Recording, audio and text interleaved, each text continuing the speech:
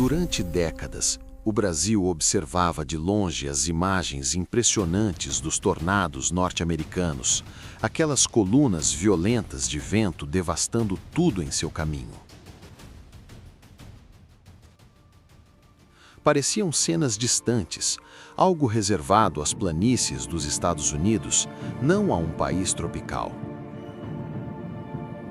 Mas, nos últimos anos, essa distância começou a desaparecer.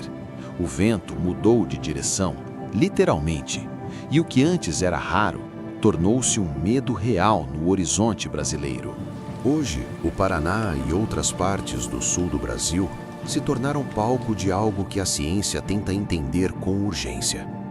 Em poucos meses, cidades como Rio Bonito do Iguaçu, Guarapuava e São José dos Pinhais viveram o poder real de um tornado.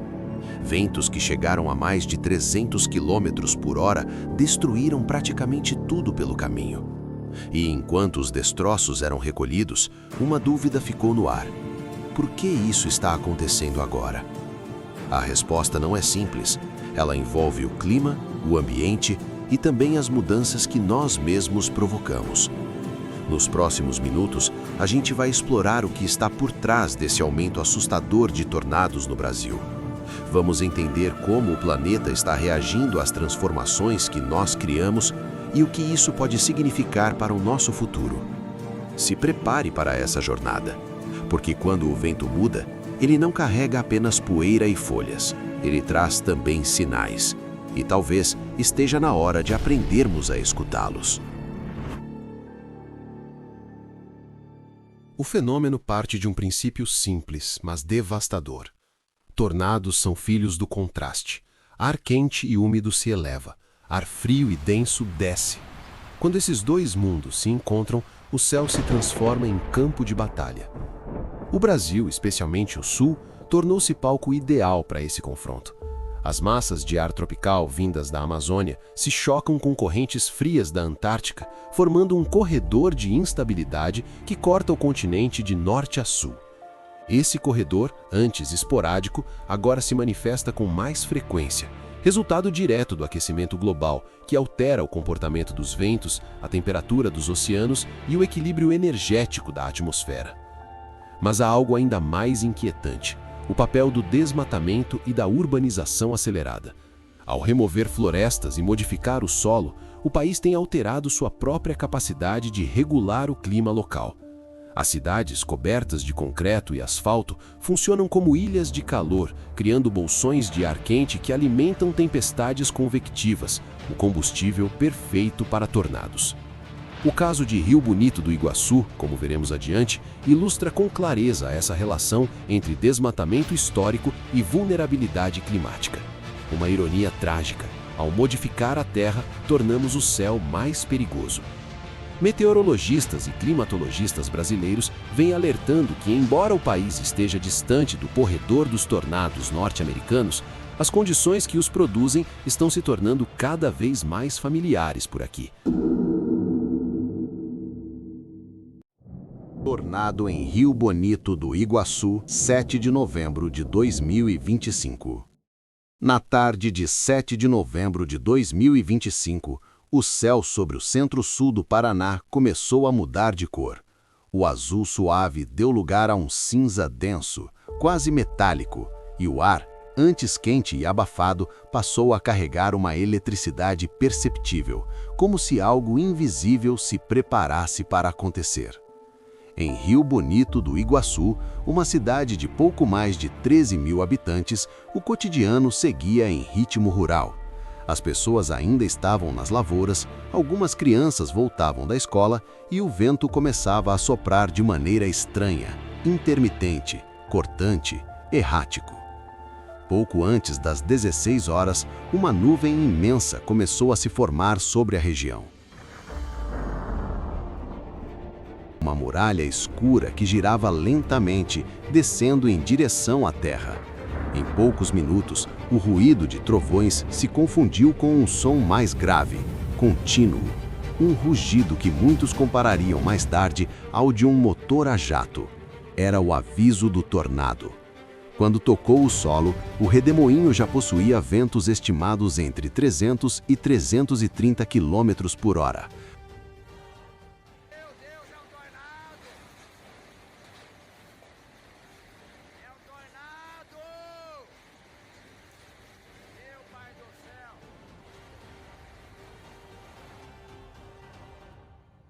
Levantar veículos e demolir casas de alvenaria como se fossem feitas de papel.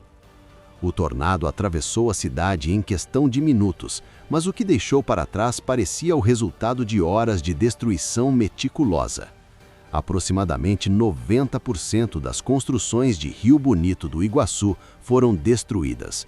O ginásio municipal, que abrigaria pessoas logo depois, perdeu o telhado ainda no primeiro impacto. As redes de energia e comunicação colapsaram, e o que antes era uma cidade organizada em ruas e quadras virou um amontoado de destroços e poeira. As primeiras imagens aéreas, captadas por drones de emissoras locais, mostravam uma cicatriz aberta no coração do Paraná.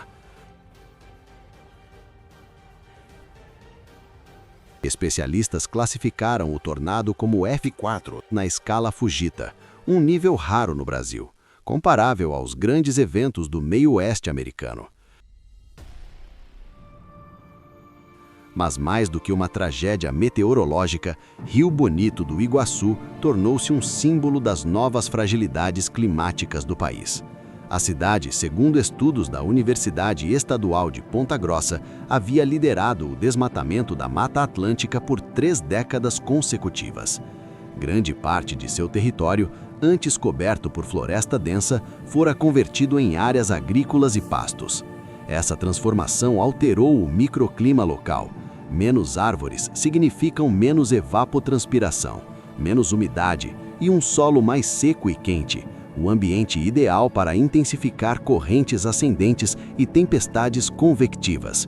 Em outras palavras, o próprio cenário que alimentou o tornado foi em parte moldado pelas ações humanas que buscavam dominar a natureza. Quando os meteorologistas analisaram as imagens de radar, perceberam que o sistema convectivo que gerou o tornado havia se formado ainda no Paraguai, avançando para o Paraná em poucas horas. A combinação entre o ar úmido e quente vindo do norte e a chegada de uma frente fria do sul criou uma supercélula, a mais perigosa das estruturas de tempestade. Dentro dela, o vento se organizou em rotação, formando o funil. O ponto de toque no solo coincidiu com o centro urbano de Rio Bonito, possivelmente devido à diferença térmica. A cidade, coberta de concreto, era o ponto mais quente da região, e o tornado, como um predador em busca do ponto mais frágil, encontrou ali o caminho de menor resistência. A noite que se seguiu foi de escuridão total. Sem energia, com estradas bloqueadas e comunicações interrompidas, as equipes de resgate trabalharam apenas com lanternas e faróis. Uma das primeiras constatações foi que o tornado de Rio Bonito não era um caso isolado, mas parte de um padrão crescente. Em menos de 2 meses, outros fenômenos semelhantes atingiriam Guarapuava, Turvo e, em janeiro seguinte, Mercedes. Era como se o Paraná estivesse sobre um corredor invisível de energia atmosférica, um território agora reconhecido por climatologistas como o 2º maior corredor de tornados do mundo, atrás apenas das planícies centrais dos Estados Unidos. Mas para os moradores de Rio Bonito, no entanto, a explicação científica pouco aliviava o trauma.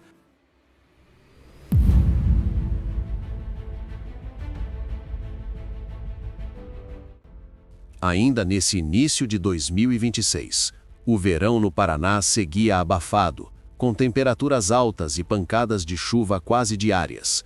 A rotina da população já se adaptara a esses temporais de fim de tarde, uma característica do clima local. Mas no dia 10 de janeiro, em São José dos Pinhais, na região metropolitana de Curitiba, o céu preparava algo diferente. Por volta das 17 horas, uma massa escura começou a se formar no horizonte, ganhando volume e movimento. Em questão de minutos, o que parecia apenas mais uma tempestade transformou-se em um evento aterrorizante de força e velocidade.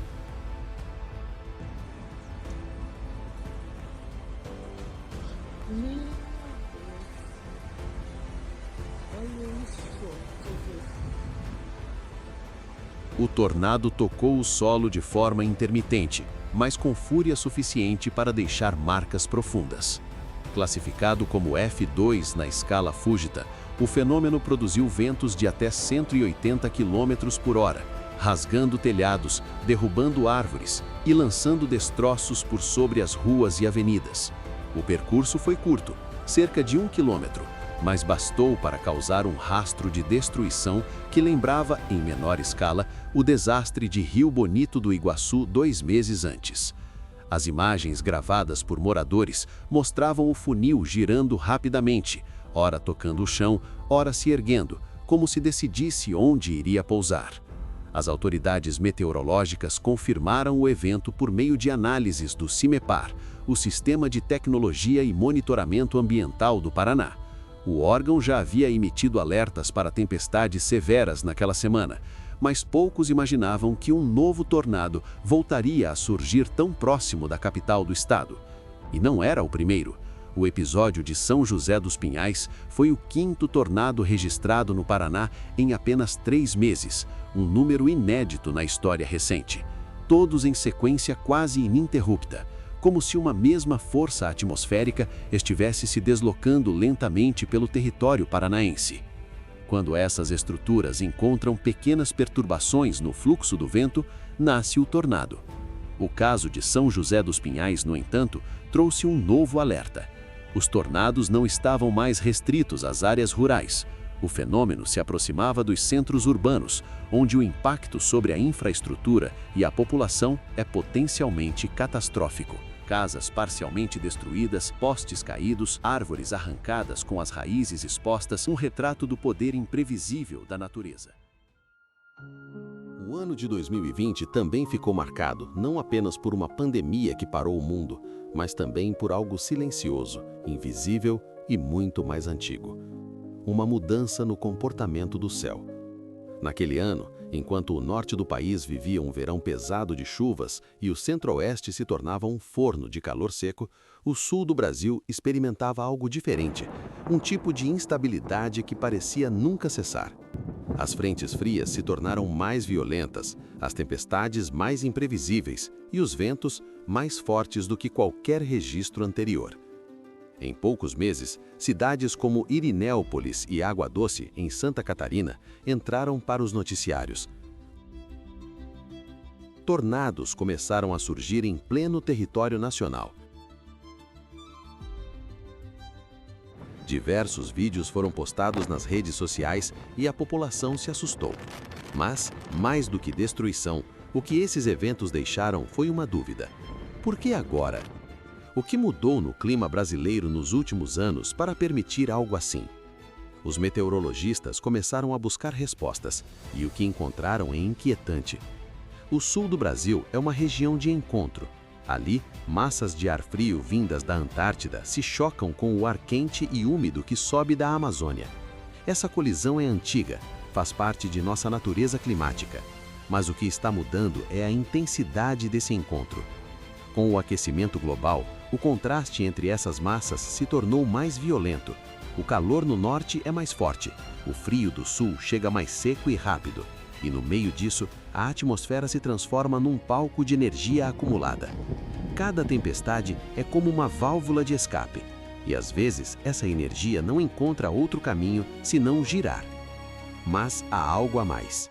Os cientistas vêm observando uma anomalia persistente sobre o oceano, chamada de Anomalia do Atlântico Sul. É uma região onde o campo magnético da Terra é mais fraco, permitindo maior penetração de radiação solar e aquecimento anormal da superfície do mar. Essa faixa se estende justamente em frente à costa brasileira e tem provocado efeitos sutis, mas poderosos no comportamento da atmosfera. O oceano mais quente altera o fluxo de ventos e a formação das correntes de umidade que cruzam o continente. É como se uma força invisível estivesse empurrando a linha das tempestades, a chamada Zona de Convergência do Atlântico Sul, alguns quilômetros para baixo, mais próxima da região sul. Isso significa mais tempestades sobre o Paraná, Santa Catarina e Rio Grande do Sul, e menos chuvas regulares no sudeste.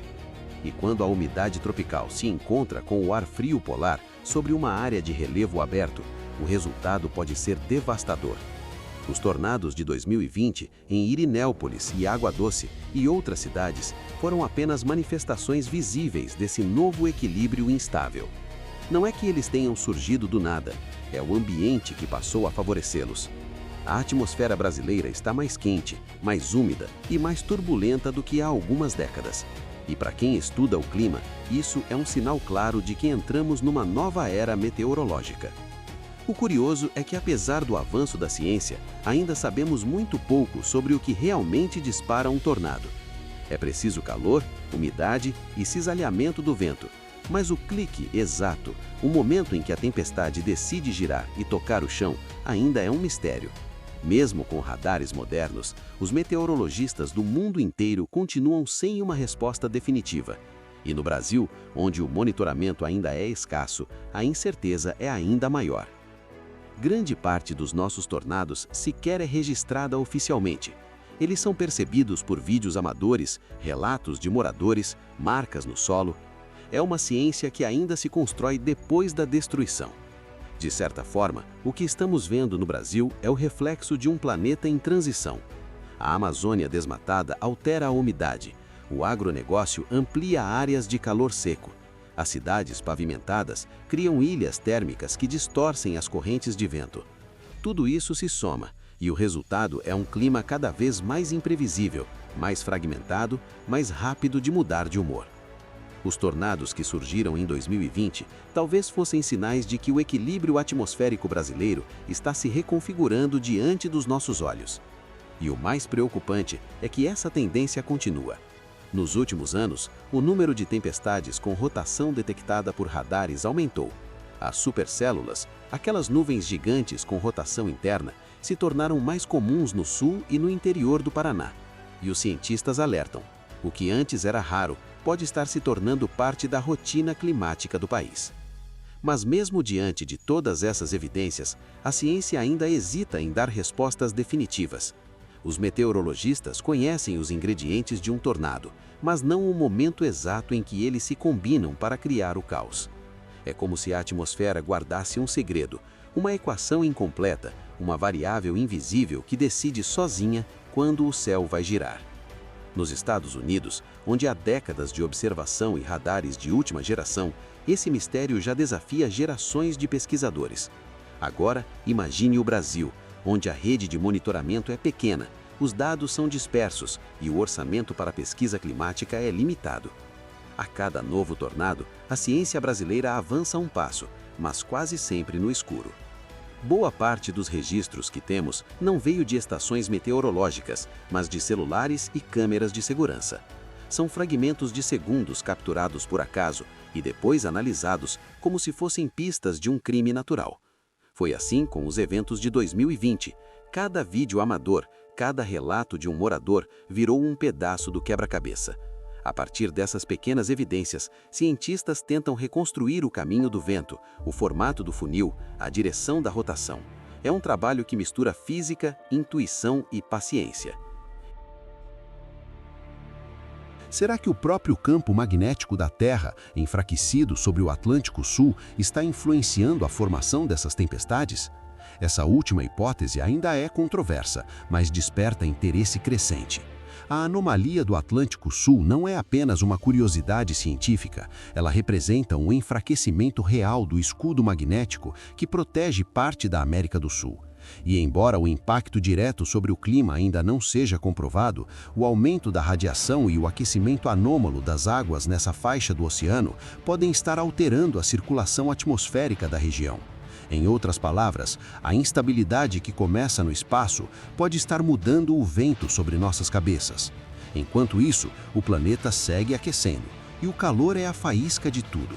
Com mais energia térmica, as nuvens crescem mais rápido, sobem mais alto, acumulam mais água, e o que antes era uma chuva de verão se transforma em um colosso elétrico de dezenas de quilômetros de altura. Dentro dessas nuvens, correntes de ar colidem como rios invisíveis, e no centro delas, o ar começa a girar. Quando toca o chão, a paisagem se dobra. A ciência tenta acompanhar, mas a atmosfera é um organismo vivo em constante mutação. Nunca soubemos tanto sobre o clima e, ao mesmo tempo, nunca estivemos tão vulneráveis a ele.